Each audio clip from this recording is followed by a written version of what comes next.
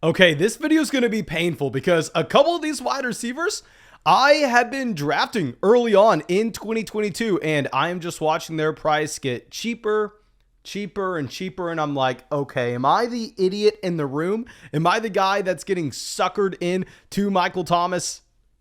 We will dive in to the players falling down drafts. We'll be trying to reevaluate if we should continue to draft these guys or if there's something that maybe we missed. Maybe there's a new piece of news that we have to adjust for. But before we get into it, you know what I'm going to ask from you. Go down there, drop a like, leave a comment letting me know why I am so dumb for drafting someone like Michael Thomas. Subscribe to the channel if you play fantasy football. And let's go right into it. And let's bring up Will Fuller. Now, in your traditional fantasy football league that you're submitting your starting lineup every single week, it's going to be difficult for you to even go out there and draft Will Fuller at this time of the year when we don't know what team he's going to be on. And even if Will Fuller were to find one of the good landing spots, he goes to Tampa, he goes to Green Bay, he goes to Cleveland. I mean, even if he were to find one of the landing spots you were looking for, the issue with Will Fuller is while, yes, we've seen the 50-point spike weeks from Fuller throughout his career. And while, yes, I mean, if we go through and look at the last healthy season that we had from Will Fuller, the man was pretty damn productive when we had him as the wide receiver one in that Deshaun Watson offense in 2020. So the last healthy season you had from Will Fuller, and I know with Will Fuller, it's hard to find those healthy seasons, but the last one we had, can you please, if you're watching this as a premiere, spam in the chat right now your guess on his finish on a per week basis at the wide receiver position? I promise you, whatever your guess was, you were most likely wrong. Will Fuller was the wide receiver 9 on a points per game base. That's unbelievable. I'd imagine most people don't think that I am accurate with that, but no, trust me. Will Fuller came out in Houston. Will Fuller had 79.9 receiving yards a game, almost 7 targets a game. He had 0.72 touchdowns a game. The touchdown rate was out of control, but keep in mind, you're Will Fuller. You're the deep threat specialist. You're the big playmaker. Of course, your touchdown rate is going to be higher than league average, especially when you're playing with Deshaun Watson. And he had 2.4 yards per route run. He was a top 10 wide receiver in the NFL this season in yards per route run. That would have been right there at the top of the NFL this past year. And with Will Fuller, while yes, it seems like he's been in the NFL forever, and yes, he has dealt with his fair share of injuries. We'll get to that in a second. The man just turned 28 years old. He still should be in his prime. Now, where you want to be drafting Will Fuller? Where Will Fuller is a cheat code. Where I have drafted Will Fuller in, at this point, over 20% of my leagues. I've been in over 200 drafts. I've drafted Will Fuller in like 40 real money fantasy football drafts this offseason. In best ball drafts in particular, when you're not having to submit your starting lineup each and every week, and instead your highest starting lineup will be automatically submitted for you at the end of the week. And that's the perfect spot for Will Fuller, in that you don't have to predict when the random 50-point spike week's going to come. And on top of that, with Fuller, hell, if he gets injured, it sucks. Yes, it does. But in these contests like Best Ball Mania on Underdog, hell, it's a $25 buy-in, $2 million for first in that fantasy football tournament at the end of the season. Yes, we want to get first place in our 12-team league. Yes, second place in your 12-team league gets paid as well. But no, we are trying to find the highest ceiling possible, specifically from a week-to-week standpoint as well. So when I head over to Underdog Fantasy right now, and I see Will Fuller being drafted as the wide receiver 80, I'm taking him there every day of the week. Like we already talked about with Will Fuller, this is a wide receiver. He's made a ton of money in his career. He was a first-round draft pick. He did just get paid almost $10 million last season from the Miami Dolphins. I'd imagine with Will Fuller, we find him in a favorable landing spot this offseason. I mean, even if he goes somewhere, say, like the New England Patriots, still, he's going to have an every down role when he's healthy, given the speed that he brings. So if Will Fuller's fallen, I mean, over the past month, he was being drafted at about pick 155, and now he's fallen to 184. He's fallen 2 to 3 rounds, and I feel like I'm just maybe dollar cost averaging into Will Fuller, taking him as he falls, which is usually something you don't want to do. Usually with these players that fall are going to continue to keep going. No, if you're in a best ball format, please take the man. Take the man. At this point, he has access to that elite level ceiling, and it's so damn hard to find that in round 17 of your draft. But of course, if you've been living under a rock, if you have not gotten into those underdog drafts, if you have not started your best ball mania intro, go fix your life. Go sign up for Underdog Fantasy. Link in the description, link in the live chat, link in the comment section. There you can have so much fun drafting with us in the live stream every day. You can get in a draft in the public lobby, draft with your friends. Most importantly, have a ton of fun. And when you sign up and use promo code FLOCK, they'll give you our 2022 rankings, a 100% deposit match. So they're essentially paying you to try it out because they know you're going to like it so much that you're going to do a million of these drafts. And also you will get our dynasty rankings, dynasty work. You'll get a crap ton. Promo code FLOCK, link in the description. But let's move over to a wide receiver that I have to admit, he's one of my favorite wide receivers of all time. This is a player that I used to have the intro of our channel of his famous catch, which maybe has caused the entire fantasy football community to be biased in favor of Odell Beckham Jr. for the longest time now. And with Odell Beckham Jr., he's fallen from about pick 171 to about pick 190. So just like Will Fuller, you're now getting Odell in the last round of these drafts. You're getting Odell Beckham Jr. in the second to last round. And I was initially taking him there, but now I'm looking at it, diving back into the numbers that we had in 2021, and I think that I am off Odell Beckham Jr., where Will Fuller, I'm going to continue to buy the dip. Odell, while I love the man, I'm hoping for a great landing spot. I really want to root for our guy. If we just dive into what we had in 2021 in particular, and we look at the two different stories from Odell Beckham Jr., because we all remember the Super Bowl, we all remember the playoffs, we all remember Odell Beckham Jr. looking like that dynamic wide receiver, catching touchdowns, which of course we all want to get incredibly excited about.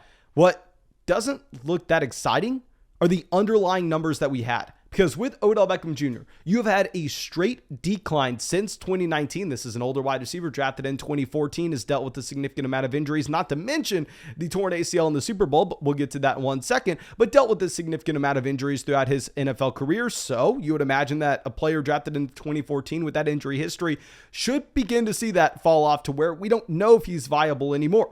And with Odell Beckham Jr., 2 yards per route run in 2019. Almost a 25% team target share, 113 air yards a game. That's a great wide receiver. That's an elite level option, but he was stuck in Cleveland. So he's a wide receiver 3. He was the wide receiver 33 on a points per game basis. He scored no touchdowns, but he can't blame the man. He was stuck in Cleveland with Baker Mayfield. Okay. Those underlying numbers with the target share and his yards per route run, still fantastic. We begin to see that decline in 2020 where the target share dips under 20% a game, where the yards per route run dips to 1.8. So you're starting to see that slide. And of course, Odell Beckham Jr. with the significant injury. And in 2021, he comes out and starts the year in Cleveland as a horrible option. I mean, this is the wide receiver 88 on a per game basis through the first half of the season in Cleveland. Atrocious. That's droppable in fantasy football. Now, he gets traded to Los Angeles, and this changes. He gets bumped up to the wide receiver 43. He scores over half a touchdown a game. His touchdown rate's over 10%. But we know touchdowns are the most fluky thing that you are going to find in fantasy football. The underlying measures that we care a lot more about were the exact same in Los Angeles as they were in Cleveland. They were actually slightly worse, where you had 1.4 yards per route run for Odell Beckham Jr. as a Cleveland Brown in 2021. That's horrible. That is atrocious. Atrocious. And I thought that number most likely went up going over to Los Angeles because I remember Odell, he was back, baby. I mean, oh my gosh, I'm rooting for our guy. Y'all know I love the man. But no, that number was 1.3 yards per route run. So we look at that consistent fall off. I think our perception is skewed based on the touchdowns that he scored. And now you're seeing the torn ACL during the Super Bowl. So if you look at a 9-month timetable, he's not come back. I am very concerned. I was initially drafting him saying, you know what? Yeah, well, he's probably going to be a low advance rate player. He's going to hurt your probability of getting into that fantasy football tournament at the end of the season. But if you are able to get there at the end of the season and you have Odell Beckham Jr. on that roster, then all of a sudden, if he provides you one of those elite spike weeks, that's where you can be coming away as a millionaire. That's where you can be making a ton of money.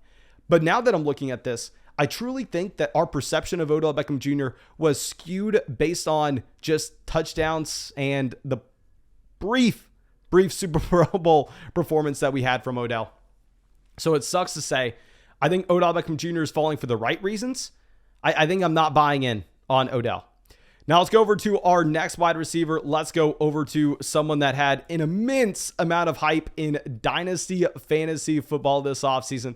Let's go over to George Pickens. Now, George Pickens has fallen to pick 163 as of late in these drafts. A month ago, he was going 143. That was after the NFL draft still. And now you're seeing George Pickens as a wide receiver that is going behind Daniel Jones, Tyrion Davis-Price, Matt Ryan, Darrell Williams. Alec Pierce is going ahead of George Pickens. Yes, you heard me right on that one. Alec freaking Pierce going ahead of Pickens, Corey Davis, Joshua Palmer, KJ Osborne, DJ Chark. And while I didn't necessarily like the price point of George Pickens when people are trying to compare him to Chris Olave in Dynasty Fantasy Football this offseason, I thought they were crazy. Still, we can look at George Pickens and we can go, hell, he is going to be playing in an offense where he most likely has a role. Keep in mind, not only is Juju Smith-Schuster gone from Pittsburgh, but the reason they had to go out there and they had to bring in Pickens is you have Deontay Johnson, the last year of his rookie contract, and they're losing out on James Washington. James Washington wasn't some great wide receiver by any means, but James Washington, hell,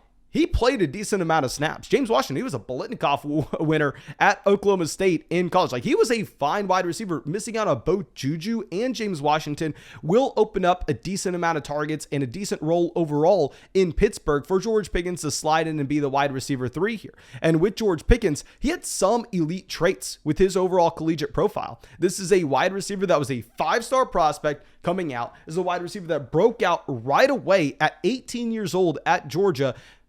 In the SEC, we obviously know Georgia's a top program, always 4 or 5-star prospects going to the Georgia Bulldogs. And if you break out at 18 years old, that's fantastic. Now, we never saw complete dominance. You never saw him be Treylon Burks. You never saw him be Drake London, but he got injured halfway through his career. It was a significant injury. We really didn't get to see George Pickens, his true junior season. He has the alpha size, the alpha athleticism. The situation isn't nearly as bad as it seems. I still want to stand by the fact that if you're looking at Ben Roethlisberger, I've said this almost every video for the past month. I know you're tired of it, but I want to try to beat this down. Ben Roethlisberger leaving Pittsburgh should not hurt these wide receivers that much. Ben Roethlisberger was a horrible quarterback last year. 6.2 adjusted yards per attempt, only ahead of Justin Fields, Andy Dalton, Zach Wilson, Jacoby Brissett, Trevor Lawrence, and Sam Darnold. That's the range you were looking at Ben Roethlisberger at 39 years old with. I think I'm taking this discount with George Pickens. Obviously, this is a player that has a wide range of outcomes. He's a rookie, but we're looking for those players that could break fantasy football. He's going to be one of them. Now, let's move on from a player that I haven't been drafting much of in George Pickens, but I plan on it. Now, let's move over to a wide receiver that I've been drafting the entire offseason, and I don't get what's happening. I don't get the narrative that's going on in Green Bay. You used to have Allen Lazard and Christian Watson going within about 10 picks of each other. You would see Allen Lazard always go ahead of Christian Watson, but they were at least close together. Now you have seen Allen Lazard move up draft boards quite a bit, where Allen Lazard now is going at pick 90, whereas you have Christian Watson at pick 112. You have Christian Watson going rounds after Allen Lazard as now the bona fide wide receiver 2 in Green Bay. I personally don't understand this. If we go through and if we talk about raw upside, you're looking at one of the most efficient passers in Green Bay in Aaron Rodgers. And while, yes, you have some questions with this Christian Watson profile, Christian Watson has some massive red flags, including his breakout age, the age he's coming into the NFL, which I know a lot of people who aren't into Dynasty maybe don't fully understand, fully comprehend how important it is for your wide receivers to break out at 18 years old in college, for them to break out at 19 years old, and for them to come into the NFL after 3 years in college. You want them to be early declares. Historically speaking, that dramatically increases their overall probability of hitting. Well, with Christian Watson, we have an excuse. He's the only player in this rookie class that I'm giving the COVID pass back in his junior season. You can't hold it against them that he didn't clear early because this team had to play football in the spring, okay? They played football in the spring while people were going to the combine. Players were going to the NFL. He had to play his junior season. He was halfway through a year, so of course he has to stay late. So I'm willing to give him the COVID pass. What I will say is he's an elite level athlete. He was hyper productive in college. I mean, what was laughable is we had someone coming out in the live stream the other day going, "Oh, Mason, aren't you concerned about the drops?" Okay, if you've done research into drops in fantasy football, you'll find that they're not necessarily correlated season to season or correlated to fantasy success whatsoever. They're small sample occurrences. I would rather my wide receiver draw a target than drop the ball than not draw a target at all. And I know that sounds counterintuitive to a lot of people because it's easy to see. You see it on your TV screen. You see your wide receiver get thrown the ball and then he drops it and you're like, "Oh my God, he's bad. He's bad." It's night and day, black and white, easy to see. What you don't see is your wide receiver being Jalen Reagor going out there and never getting open, never drawing the target in the first place. I don't care about drops in fantasy football. I know it sounds dumb, but I promise you, if you dive into the numbers behind it, you shouldn't really worry. And I had someone saying, "Oh, Mason, Christian Watson went to a small school. He wasn't even the wide receiver one in his team." Is this the narrative that's been floating around? Is that why Christian Watson's been falling so far? Because I'm looking at it going, okay, well, Christian Watson had 800 receiving yards his final season there. The next best wide receiver didn't crack 300, didn't have 30% of Christian Watson. 30%, yes. 40%, we'll give him that. But here, I think that Christian Watson could be a bad wide receiver, but he could also be great. And he's in a fantastic situation. We compare this to Allen Lazard. We know Allen Lazard is probably a bad wide receiver. I don't see it in the range of outcomes for Allen Lazard to completely turn his career around and all of a sudden be one of the better talents in the NFL. If you want to make an argument to draft Allen Lazard over Christian Watson, fine, you do you. I'm never arguing against that. But what I have to argue against is drafting Allen Lazard rounds ahead of Christian Watson. Now let's go to our last wide receiver, someone I have called a must draft option. And if you have listened to me, well, of course the season hasn't started, but you probably are losing expected value or losing EV as the days go on, is Michael Thomas. I told you to draft him at the end of the 5th, the beginning of the 6th, and now he's falling to the end of the 6th, the beginning of the 7th. And I have been drafting Michael Thomas this entire time, taking the discount as he falls. I may just have to shut my mouth with Michael Thomas. Everybody knows the elite ceiling that he has. He was the wide receiver one the last time we saw him fully healthy, very similar to Christian McCaffrey. He's the Christian McCaffrey at the wide receiver position. But there are some massive red flags that have made him fall dramatically over the past month that I cannot ignore, that I have to at least point out. Yes, with Michael Thomas, not going to minicamp. Still reportedly dealing with this ankle. I got to throw my hands up in the air. I don't know what the hell's going on. And on top of this, you see the team go out there, trade up to get Chris Olave in the first round. They go and sign Jarvis Landry. Jarvis Landry, a slot wide receiver, primarily winning on slants, which is exactly what Michael Thomas does. Those are red flags. Unlike Christian Watson, where I'm looking at Christian Watson saying, okay, people are overreacting to training camp. People are overreacting to minicamp. This doesn't make sense why he's falling so far. We can say the same thing with someone like George Pickens. With Michael Thomas, there are reasons for the decline in ADP. There are red flags that are just getting larger and larger and larger. I am personally going to continue to draft him, as much as I know people may hate that, because if I pull up his ADP right now and where you're seeing Michael Thomas go, pick 72, wide receiver 35, right ahead of Adam Thielen, Treylon Burks, DeAndre Hopkins, Brandon Ayuk, Hunter Renfrow, Russell Gage. If you are hopping in Best Ball Mania or a puppy draft where it's a $25 buy-in or a $5 buy-in for like $75,000 the first or $2 million the first. Yes, you're trying to win your 12-team league. You get paid if you win your 12-team league. You get paid if you get second place or 12. What you are trying to do is maximize your ceiling and go, okay, I'm most likely losing money. I want to either have the worst team in the league or the best team fantasy football has ever seen. Michael Thomas has in his range of outcomes to be a top 3 wide receiver in fantasy. I'm going to continue to push the button on him, Maybe this is just me donating to the league pot. Maybe this is just me not fully comprehending the actual risk there is. But I like this discount we're getting for the upside.